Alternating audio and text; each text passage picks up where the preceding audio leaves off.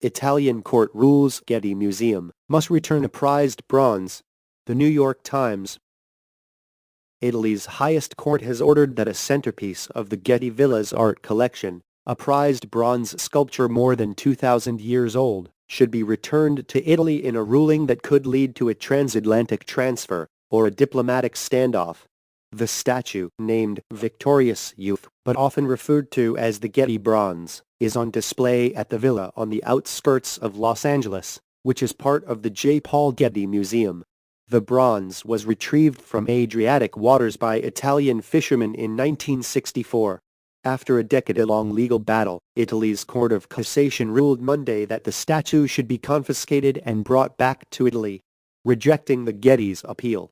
The decision had not been published Tuesday, but a message from a court official describing it was provided to the New York Times. It was a very, very long process, but we now hope that we will be able to have it in Italy as soon as possible, said Lorenzo D'Ostia, a lawyer representing the Italian government. Yet the fate of one of the finest original bronzes from the classical era, probably fashioned in ancient Greece and lost at sea after being stolen by the Romans, is still unclear. The Getty has long argued that the statue was probably created outside Italy and was discovered in international waters after thousands of years.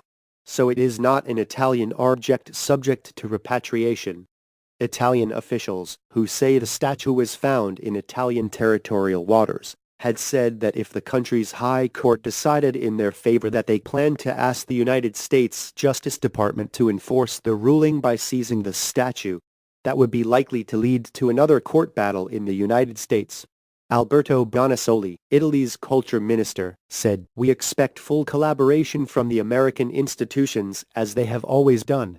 We can discuss how and when," he continued. But the verdict needs to be respected. In response to news of the ruling, Lisa Lapin, vice president for communications at the Getty Trust, said in a statement on Monday, "We will continue to defend our legal right to the statue. The law and facts in this case do not warrant restitution to the Italian government of a statue that has been on public display in Los Angeles for nearly a half-century." She added, "We believe any forfeiture order is contrary to American and international law." Italian officials have argued that the statue, which was sold several times after its discovery, was subsequently smuggled out of Italy illegally, without a required export license, and hidden at various points in a bathtub and in a convent. The Getty Trust, the museum's foundation, purchased it from an antiques dealer in Germany in 1977 for $3.95 million. At the very least, the museum should have been more prudent in their purchase, Mr. D'Ostia said in a phone interview. "They bought a statue lacking the export permit," he said.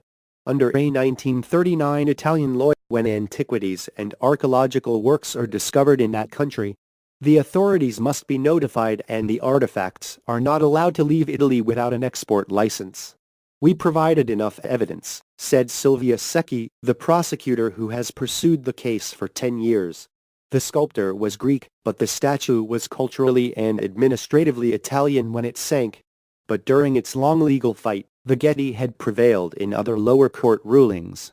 Italian authorities maintained that previous trials lacked crucial evidence on the statue's origin, which prosecutors were recently able to provide. William Pearlstein, a partner at the New York art law firm Pearlstein McCullough Lederman, which has frequently represented antiquities dealers in disputes with governments, said the Getty should file a suit in the United States, asserting its right to the statue. It would state the Getty's claim for title and challenge the Italians to assert their superior title claim to the satisfaction of a U.S. court, which I don't think they can do, he said. What they've done is basically submitted a bunch of inside-a-baseball claims in Italian court. The view is very different in Fano, the seaside town on Italy's east coast that the fishermen returned to with the statue after they found it more than 50 years ago.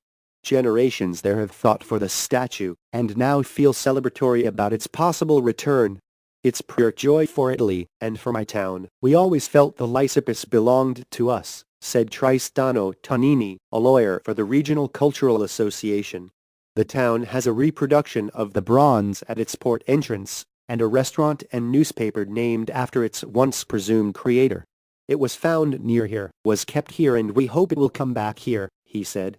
It was finally recognized that the Lysippus is like the other 40 masterpieces that the museum already returned to Italy. Mr. Tonini was referring to accords between the Italian government and foreign museums that have allowed Italy to welcome back many dozens of objects. The Getty, under one of the agreements, has already returned 40 artifacts to Italy. But both parties agreed to leave the bronze statue out of the deal while the court fight over it wound its way through the Italian legal system. Nevertheless, in Fono, the emotional connection to the statue remains strong. The bronze just belongs to our cultural heritage, Mr. Tonini said. The Getty noted in its statement that it has trained Italian scholars, curators and conservators, restored art objects for Italy and provided millions of dollars in support of cultural organizations there. We will continue to do so well into the future and are undeterred, the statement said.